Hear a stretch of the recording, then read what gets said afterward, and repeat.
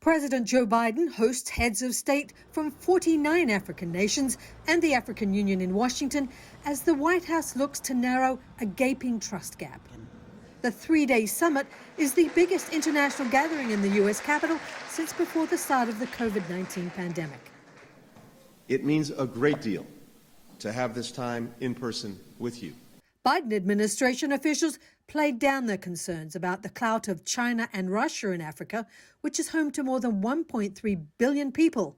Instead, administration officials tried to put the focus on their efforts to improve cooperation. My view is actually the continent has been craving for just the U.S. to show up and lead. And the U.S. has not done that all the time. There is considerable skepticism.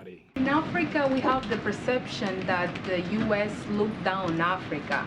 So with this summit, what makes you feel so comfortable? We are bringing the resources to the table in significant numbers. And if you compare what the United States is committing over the next 3 years to what any other country is committing, I think we stack up extremely favorably. Even before the summit officially began, the White House announced Biden's support for the African Union becoming a permanent member of the group of 20 nations and committed to spending $55 billion in Africa over the next 3 years. Biden has spent much of his first 2 years in office trying to counter fears about American leadership after 4 years of Donald Trump's America First foreign policy. With this summit, a follow-up to the first such gathering held 8 years ago by President Barack Obama, Biden has an opportunity to assuage concerns in Africa about whether the U.S. is serious about tending to the relationship. The question is, the summit is an exciting opportunity that is coming for them to show that they really want to revamp and strengthen the relationship with Africa. But it comes with high risk. And the risk is, after 8 years, what do you have for us?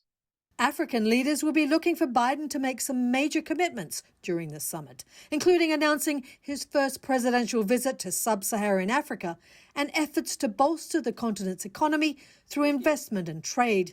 Perhaps more importantly, it could be an opportunity for Washington to demonstrate that Africa is more than a battleground in its economic and military competition with Beijing and Moscow. Tracy Brown, Associated Press.